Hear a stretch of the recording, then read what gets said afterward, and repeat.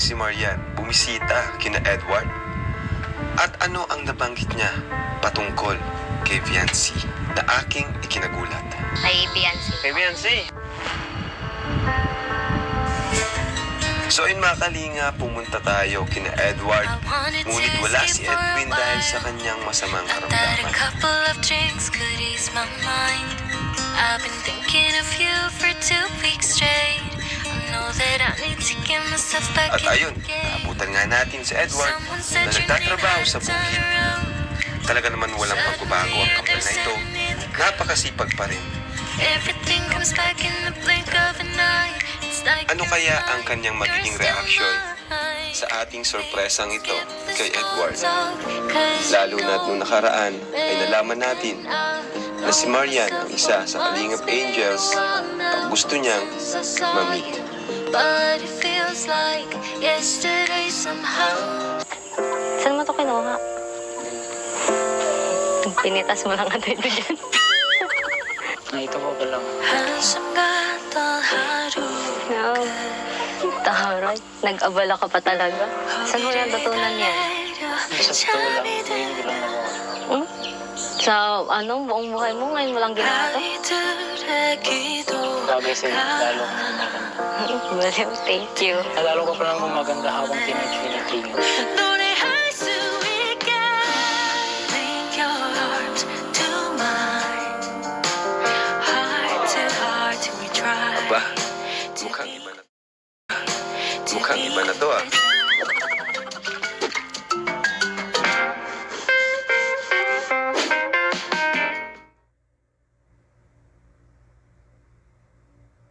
Time has stopped, nothing's changed. We're the same, and we skip the small talk. 'Cause you know me, yeah, you know me like nobody else. Oh, here you are.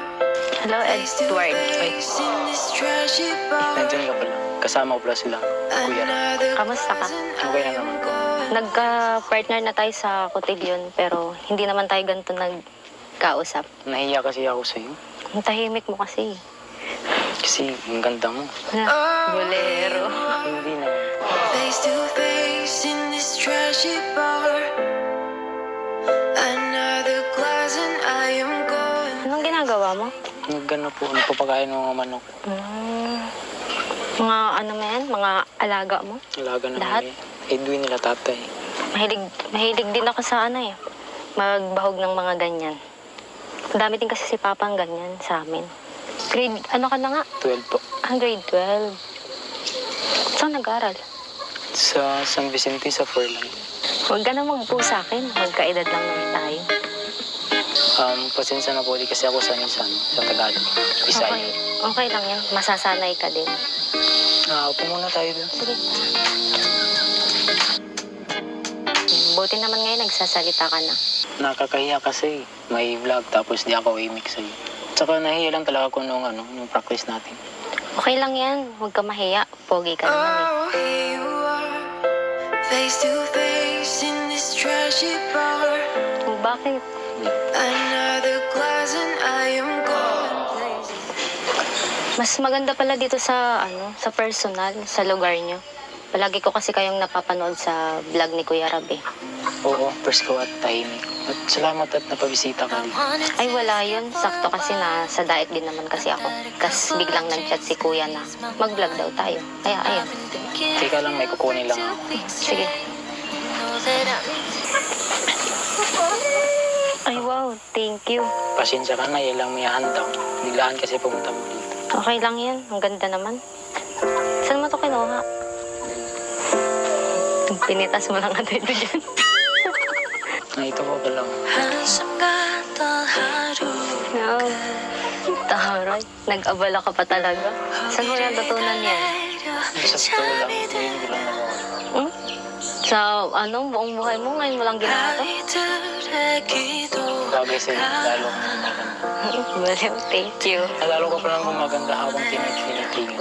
노래할 수 있게 link your arms to mine. Heart to heart we try to be a Tara. Lakad-lakad tayo. Ang ganda dito eh. Kung ano-anong sinasabi. Dito pala ako nakatira. Pag Wednesday, dito. Sabado, dito. Minsan sila tatay dito. Ang cute naman dito ah. Parang ano lang. Kaso paggabi, mainit dito. Kayo lang dalawa dito ni Edwin. Kami lang. Minsan kami na tatay na. Minsan kami lang dalawa. Pero asan yung ano nyo dyan? Kwarto, dyan po. Stig. Ang simple lang. Basta ang Gusto ko ganda. kasi simple lang. Sabagay. Saka yung bahay namin sa ganito din. Kahoy lang. Saan? Sa Mindanao. Ano siya? Sa Davao de Oro. Kamusta naman kayo dito? Okay naman. May bagong kaibigan. Diyan sa naglaro ng basketball. Mababait naman po din sila. At yun, nakilala ko sila Kuya Rob. Saya dito. Maraming nangyayari na hindi nangyari sa amin. Kasi dun sa amin boring. Tapos dito, simula nung nakilala ko sila Kuya Rob, maraming nagawa. Like nung pagsayaw, nung birthday ni Pao. So, First time ko yung naranasan. First time niya try naranasan. Kaya pala parang hindi ka pa masyadong comfortable nung nagsasayaw tayo. Mas masaya ako ngayon kasi nandito ko. Hindi ko in-expect na makita tayo. Sabi kasi ni Kuya nag-vlog daw. Kaya ayan. Sakto, wala akong pasok. Kaya sabi ko kay Kuya, sige po. Thank you pala sa pagbisita dito. Okay, welcome. Mawalay ka sa aking puso. Bakit hanap-hanap ka pa? Ang kay lagi na lamang sa isipan ko. Bakit di magawa nitong damdamin ang pag-iingot sa mga nagdaan? Sadyang nga bang ganun? Pag nagmahal ay di matatakasan. Nais ko'y makapiling kang muli. Nais ko'y mayakap kahit sa sandali. Kung pangarap may tatanggapin ko, ikaw pa rin ang iniibig ko. Tang tang tang tang. Ito pala yung mga pananim namin. Sayang hindi mo nakita yung mga bunga. Kaka-harvest lang kahapon. Ang dami nyo na palang tanim. Ang palaya. Yung palaya, talong, tapos may loya. Mga gulay. Sayang, di ko naabutan. Hayaan mo sa sunod. Samahan mo ko mag-harvest. Okay lang ba?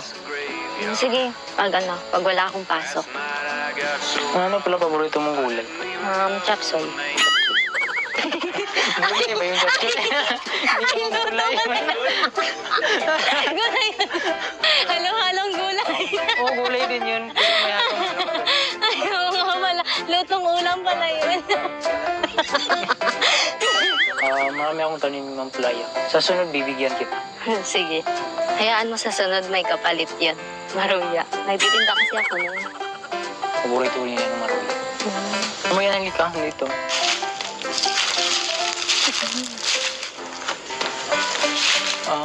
Gusto mo bibigyan kita dyan? Sa sunod na lang pag madami na. Sige, sakto. Kasi yan yung malaki. Yung ibang maliliit pa. Mga next week okay na. Malaki na yan. Saka na lang kapag madami na sila para madami kang mabigay. So ayun mga kalingap, dito po tayo ngayon kina Edwin at Edward. Wala si Edwin ngayon kasi masakit daw yung tiyan. Pinuntahan na rin po natin si Edward. Sinama natin si Marian kasi sakto, nasa diet siya. So ayan, Marian, may mga few questions lang kami sa'yo kasi since bago ka pa lang naman sa Kalingap Angels, So may mga question ako dito. Ayan, so ito nga una kong tanong, Marian, kumusta ka naman bilang Kalingap Angel Batch 2? Sobrang saya po, Kuya. Kasi po bukod sa natutulungan niyo po ako, nagkaroon pa po ako ng mga kaibigan. Tapos ano po, nga nakasama na rin po ako sa mga travel po ninyo. Sa Manila, ano? Kaya sobrang thankful po ako sa inyo, kuya. Wow, ayan. So, since Kalingap Angels ka na, so syempre may mga iba ka pang kasamahan, ano? Sino yung una mong naging close sa Kalingap Angels? Una po is si Carla po. Ah, si Carla. Nung Galing. in-invite niyo po ako ng may party, siya naka-close. Yung sa reunion. Opo. Eh, sa batch 2 naman. Siya na po, sila Juby, Sila Joby at sila Julian, kasi sila nakasama mo Ingkit. sa Manila, ano? Saka si Ingkit, ano din yun. Okay, so ano naman yung expectations mo sa Kalingap nung bago ka pa lang namin maging matulungan, makasama sa grupo? And kumusta naman ngayon? Tumugma ba sa expectation mo? Ano? Super duper beyond expectation po, kuya. Wow, Kasi po, grabe. Grabe yun kasi po bukod dun sa natutulungan niyo po ako, nagkaroon pa po ako ng mga circle of friends. Bagong circle of friends sila, Kalingap Angels, Team Kalingap, Then masaya na po ako dun kahit yun lang po ang meron ako, mga friend and family. Grabe naman. Okay na po ako dun. Okay. And sa batch 1 naman, sino yung parang naghanga ka sa kanila sa batch 1? Kalingap Angels batch 1. Kay kay Beyonce. Kay Beyonce, Kasi bakit? bukod po sa sobrang ganda niya, kasi yan, napakabait pa po. Oo, parang lahat ng close sa kanya parang napakasimple Tapos nung unang practice baga po sa cotillion, siya po yung unang sa akin. approach sa'yo. Ang Kasi galing. yun, nagyakap pa siya. Ang bait niya, siya, napaka-humble. Opo. Tapos, yun nga, tawag dyan, kahit alam niya niyang aware siya na siyempre, kilala na siya, maraming sumusuporta sa kanya, siya talaga yung lalapit sa'yo.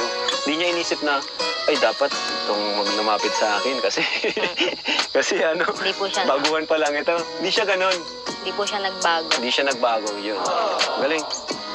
Ayan, so, kumusta pala yung pagdalo mo dun sa debut ni Pao? Sobrang saya po, kuya, kasi napakaganda ni Pao, para siyang fairy tale. Grabe. Saka po ang ganda ng venue, tas ang dami pong mga taong dumalo. First time ko nga pong umattend sa mga ganong event. Pero di ba nag-debut ka rin? Opo. Pero hindi naman po ganon sa Grabe. Pero yun, ang mahalaga ay nag-enjoy ka. Opo. Nag-enjoy kayong lahat. So yun lang naman ang mga konting katanungan. And next time naman yung iba. So, Edward, dito ka. So ayan, nagbibigay akong allowance sa inyo bago kami umalis, no? Ayan mga Kalingap, dito si Edward, no? Ayan, tanong natin si Edward ng kunting katanungan. Ito na lang. So Edward, kumusta yung unang nyo? Ngayon lang daw kayo nag-usap ng matagal eh. Kasi nung nag-practice kami, nahiya ako sa kanya. Bakit? Ba't ka nahiya? Nahiya lang ako. Hindi kasi ako sanay sa Di ka sanay na makipag-usap sa babae. Lalo na po, maganda siya, lalo akong nahiya. Lalo ka nahiya. Ang bira. Di ba, nung una, gusto mong mamit siya. So, ayan na, pinabigyan na kita. Pati yung mga viewers. So, ayan, may bibigay pala ako sa inyo. Allowance, no? Sa school ni Marian, school nyo. So, ito Marian, allowance mo Marian. Ayan, 5,000 para sa allowance. Thank you, kuya. Thank you. Ayan. At yun naman, Edward, 5,000 din, para sa inyo niyo. No? Okay? So, Pasalamat ako sa viewers. Salamat sa inyo sa walang sawang support sa Team Kalingap. God bless you. Unang-una po, thanks kay God. Kasi kung di rin dahil sa kanya, wala ako dito ngayon. Then, kay Ate Rhea po, sa naka-scout Oo nga, sa no? akin. Ate Thank you Rhea. so much, Ate Rhea. Then, kay Kuya Rab, thank you po sa mga tulong. Then, kila Ate Edna and kila Kuya Balco, and then kay Ate Jackie. Thank you so much po. Ayos Parang sanay-sanay na si Marian Ayan, si ito nahihiya pa kasi alam nyo, siya nahihirapan siya mag-Tagalog. Pero kung Bisaya yung salita nito, sulit-tuloy din ang salita nito. Nag-practice ka na mag-Tagalog, Pero okay lang yan.